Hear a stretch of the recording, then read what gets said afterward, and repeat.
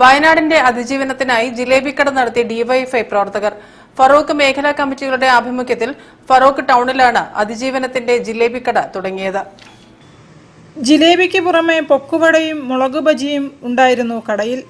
വയനാട് പ്രകൃതി ദുരന്തത്തിന് ഇരയായവരെ സഹായിക്കുന്നതിന് ഡിവൈഎഫ്ഐ സംസ്ഥാന കമ്മിറ്റിയുടെ തീരുമാനപ്രകാരം നിർമ്മിക്കുന്ന 25 വീടുകളുടെ ഫണ്ട് സമാഹരണാർത്ഥം വയനാടിനായി കൈകോർക്കാമെന്ന മുദ്രാവാക്യം ഉയർത്തിയാണ് പരിപാടി സംഘടിപ്പിച്ചത്.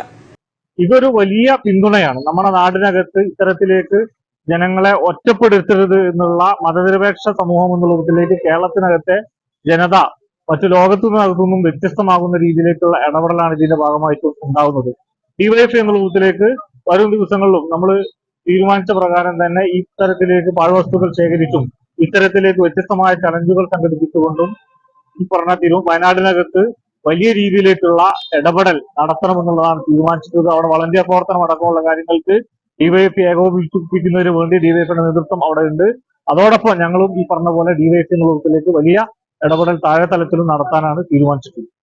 ഡിവൈഎഫ്ഐ സംസ്ഥാന കമ്മിറ്റി അംഗം കെ ഷഫീഖ് ഉദ്ഘാടനം ചെയ്തു. രാത്രിയോടെ ജിലേബിക്കട സന്ദർശിച്ച മന്ത്രി മുഹമ്മദ് റിയാസ് പ്രവർത്തകരുടെ മാതൃകാപരമായ രീതിയെ അഭിനന്ദിച്ചു. ഡിവൈഎഫ്ഐ ബ്ലോക്ക് പ്രസിഡന്റ് എലിയു Abid, CPIM Feroke area committee അംഗം C Shiju, Feroke local secretary OR Madhu, N Prashanth Kumar, DYFI Feroke മേഖലാ സെക്രട്ടറി നിഖിൽ, മേഖലാ ട്രഷറർ സച്ചുലാൽ, മേഖലാ വൈസ് പ്രസിഡന്റ് അഭിലാഷ്, മേഖലാ കമ്മിറ്റി അംഗങ്ങളായ വിഷ്ണു പ്രസാദ്, ശരത്ത് പുൽപ്പറമ്പിൽ എന്നിവർ നേതൃത്വം നൽകി. News bureau, Feroke. വാർത്തകളിൽ ഇനി ഇടവേള. ക്യാൻസറിനെതിരെ പൊരുതാനായി കാലിക്കറ്റ് സിറ്റി സർവീസ് സഹകരണ ബാങ്കും MVR ക്യാൻസർ സെന്ററും സംയുക്തമായി അവതരിപ്പിക്കുന്ന ക്യാൻസർ ചികിത്സാ സഹായ പദ്ധതിയാണ് മാസ് കെയർ.